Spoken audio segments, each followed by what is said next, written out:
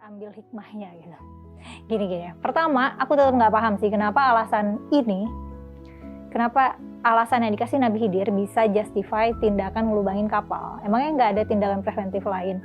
Mengingat Nabi Khidir ini kan dapat pengetahuan langsung dari Allah. Allah kan maha mengetahui dan maha kuasa soalnya. Apa ya problem solving paling oke itu begitu. Jadi kan nelayan miskin ini perahunya rusak.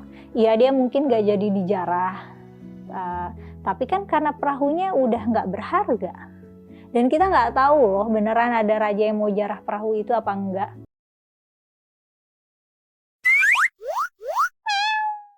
Harus rely on pernyataannya Nabi Khidir doang, udah. Yang kedua soal bunuh anak kecil. Nah ini paling aneh seaneh-anehnya. Dan alasan Nabi Khidir nggak bisa menjustifikasi perbuatannya. Bayangin ada bapak-bapak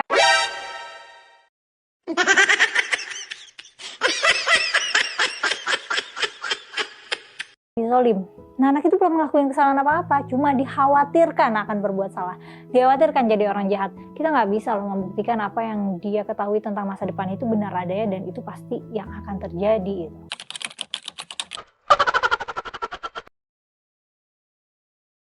Digariskan Tuhan, dan Tuhan ngasih bocoran nih ke Nabi Khidir. Nah oke, yang ketiga soal dinding yang dibenerin. Itu lebih ke nggak jelas aja sih. Tapi ya karena Nabi Khidir tahu masa depan, mungkin kalau dinding itu berdiri tegak gitu terus anak yatimnya jadi bisa nemuin harta karunnya. Sejujurnya ya aku ada di sisi Nabi Musa sih.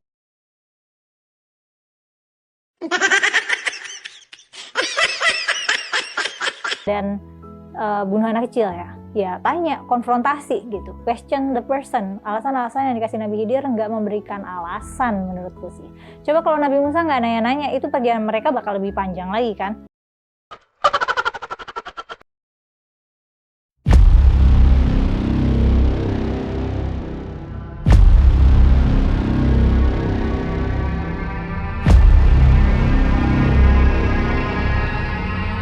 Terkadang, hidup ini bisa menjadi begitu rumit.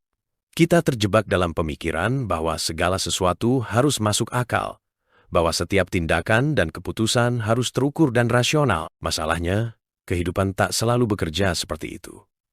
Apalagi jika melibatkan takdir dan ilahi. Kita lihat saja cerita Nabi Khidir dan Nabi Musa. Dua sosok nabi besar yang semestinya sudah cukup untuk memberikan kita pelajaran tentang hidup. Tapi tunggu dulu, apa yang kita temui dalam kisah ini? Tindakan yang jauh dari rasional. Pertama-tama, kita punya Nabi Musa, sang nabi yang dikenal sebagai orang yang bisa bicara langsung dengan Tuhan, merasa dirinya adalah orang yang paling pintar di dunia. Coba bayangkan sejenak, seberapa sering kita merasa lebih tahu daripada orang lain. Lebih sering dari yang kita kira, kan? Inilah titik awal drama kita. Musa, yang penuh percaya diri, harus belajar bahwa, ternyata masih ada yang lebih pintar darinya. Dalam hal ini, Tuhan mengirimkan Nabi Khidir untuk mengajarkan dua kata yang sering sulit diterima oleh ego manusia, kerendahan hati. Karena siapa bilang kita yang paling pintar? Bisa saja, di luar sana ada orang yang tahu lebih banyak, meskipun tidak selalu tampak seperti itu. Lalu, datanglah bagian yang cukup mengagetkan.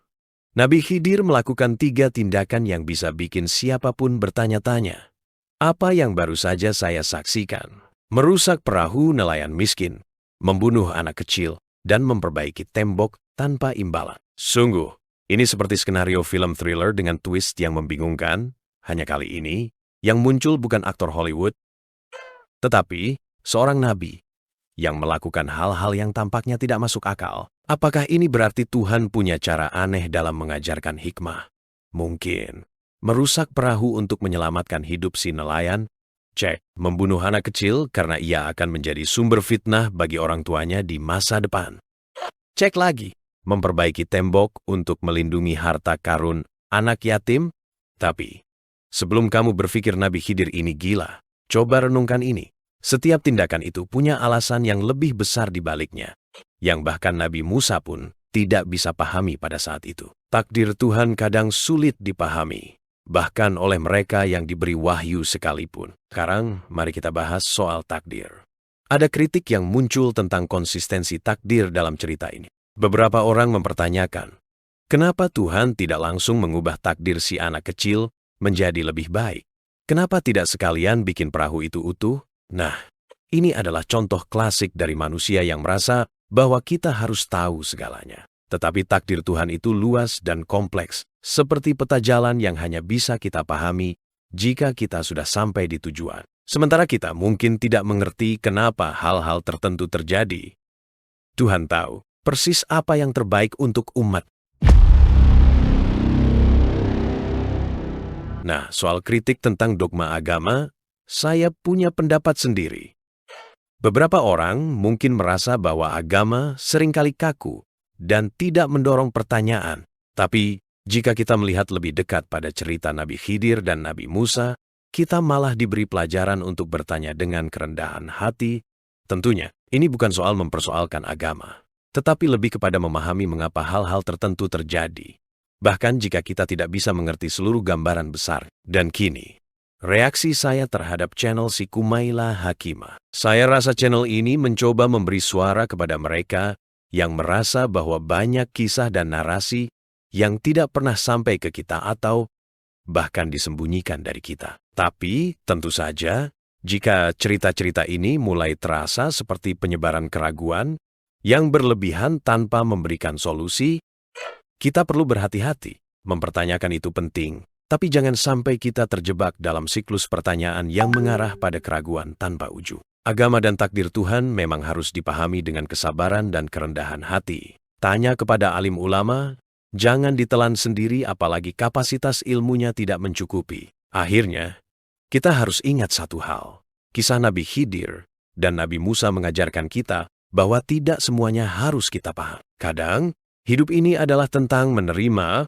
bahwa ada hal-hal yang jauh lebih besar daripada yang kita bisa jangkau dengan akal sehat kita.